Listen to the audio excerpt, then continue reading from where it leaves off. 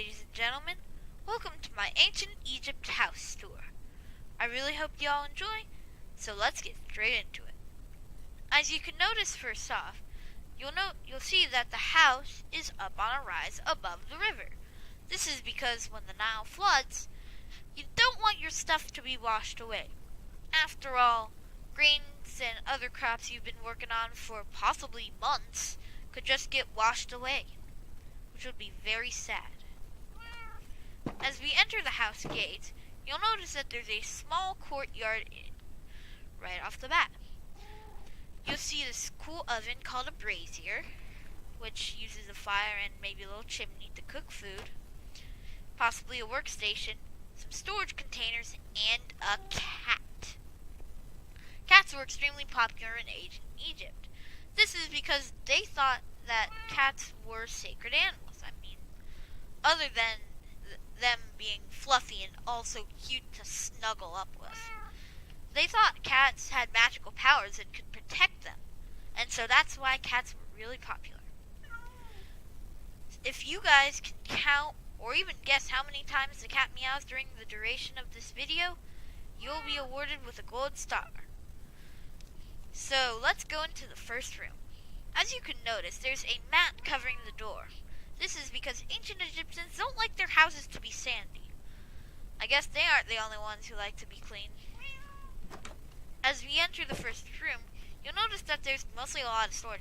There's some firewood, some hay bales, and some barrels for storing food. You'll also notice that there are some mats on the floor. These are there because ancient Egyptians like to take naps during the day if it's too hot or they don't have any work to do.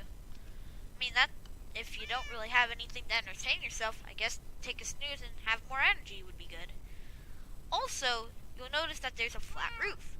This is because flat roofs are easy to make, but they also really protect against the sun, which is really harsh in Egypt, and even in modern Egypt today. As we exit the first room and go up the stairs, you'll notice that the roof looks very nice. There's a little canopy, some beds, and maybe a little storage, and possibly a shrine. This is because ancient Egyptians like living on their roofs. After all, you can only have one room, and protecting your goods is a pretty important thing. And besides, the roof can be cool also. There could be a canopy which protects you from the sun. You'd have a pretty nice view. Look at this. It's awesome. Where you could spot like merchants or robbers or whoever is walking by your home, maybe boats on the river, and it's very nice. Also, as you've already noticed, there's beds, and these are reed mat beds, just like the ones you saw on the first floor room. These beds are on the roof because during the night there could be a cool breeze which actually cools you down, because even at night, ancient Egypt is really hot. And so that concludes our tour. I really enjoyed building this house, and I just love replicating all of the architecture and the commodities and just the whole feel of this house.